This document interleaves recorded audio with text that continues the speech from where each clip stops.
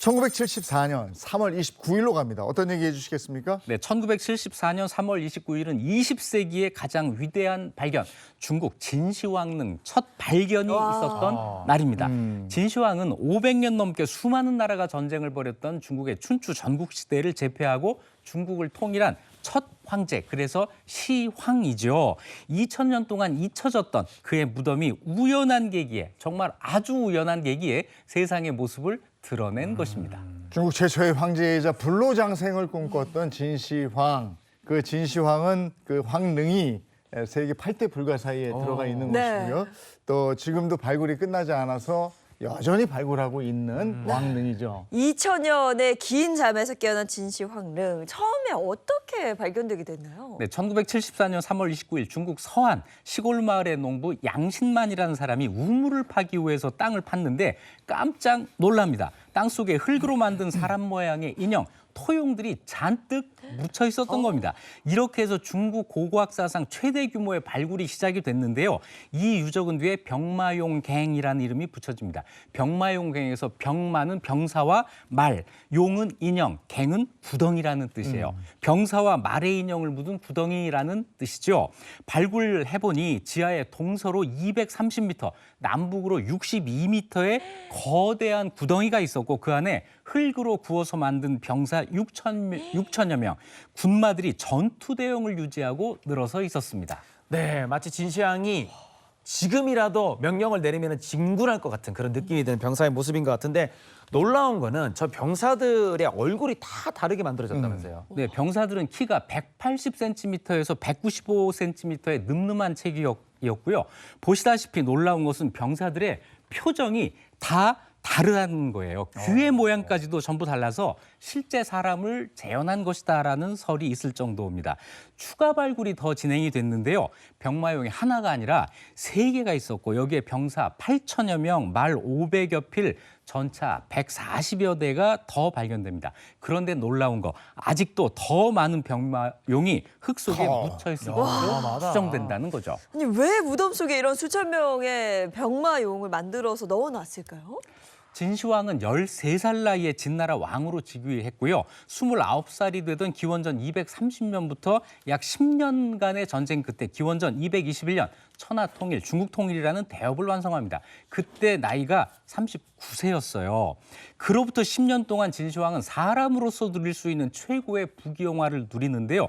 죽은 다음에 자기가 들어갈 무덤도 거대한 지하제국으로 만들려고 했던 거죠. 사마천이 지은 사기라는 역사책이 있는데 여길 보면 70만 명의 노예를 동원해서 거대한 무덤을 만들었고 그 안에 진귀한 보물을 가득 넣었다라고 합니다.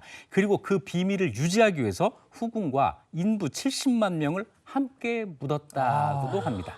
야, 진시황 한 사람의 무덤을 위해서 수십만 명이 그럼 죽었다 이런 얘기가 될 텐데 인부들도 그래요. 그 무덤을 만들기 위해서 그렇게 열심히 했는데 결국은 죽음이에요. 네. 야, 이런 일이 다 있어요. 그럼 궁금한 게 이렇게 병마용갱이 발견이 됐잖아요.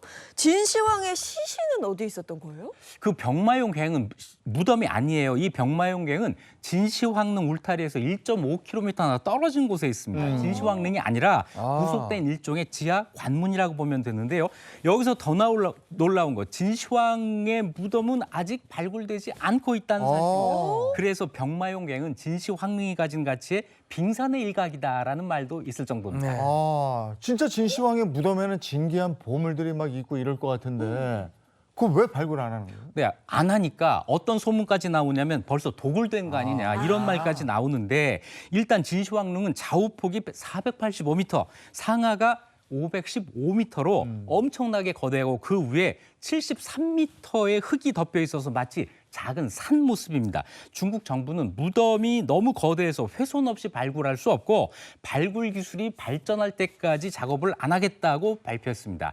여기에 또 발굴이 어려운 이유 하나가 있는데요. 이것과 관련된 퀴즈가 있습니다. 진시황은 평생 불로장생 이거 하려고 했잖아요. 그래서 이것을 몸에 바르거나 먹었다는 이야기가 전해져 오는데 불로장생을 위한 이것 뭘까요? 유명하죠. 이거는 뭐 그쵸. 워낙 유명해서. 산삼액이죠?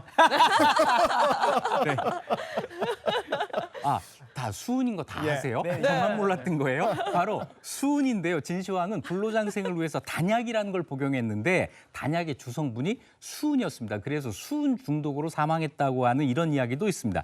그런데 사마천의 사기에 진시황릉 주위의 수은으로 크고 작은 강과 바다를 만들어 쉴 새 없이 흐르겠다라는 내용이 나와요. 그런데 사마천이 이걸 실제로 본 게 아니니까 수은 바다가 진짜인지는 알 수 없잖아요. 그래서 학자들은 이걸 허구라고 생각을 하고 있었습니다. 근데 요즘에는 또 기술이 좋아져가지고 이런 걸 갖다가 최첨단 기술로 무덤 주위에 이렇게 수은양 측정할 수 있지 않나요? 네, 그래서 1982년에 진짜 수은량을 검사했어요. 그랬더니 진시황릉 봉토 주변에서 검출된 수은 함유량이 인근 지역보다 20배가 높이 나옵니다. 20배? 수은은 휘발성이 높은 물질이기 때문에 2000년도 더 지난 고대 무덤에서 이 정도 수치가 측정된다고 하는 것은 실제로 진시황릉 안에 수은 바다가 있다고 의심할 만한 대목이죠. 그리고 2016년에 또 한 번 놀라운 연구 결과가 발표됐는데요.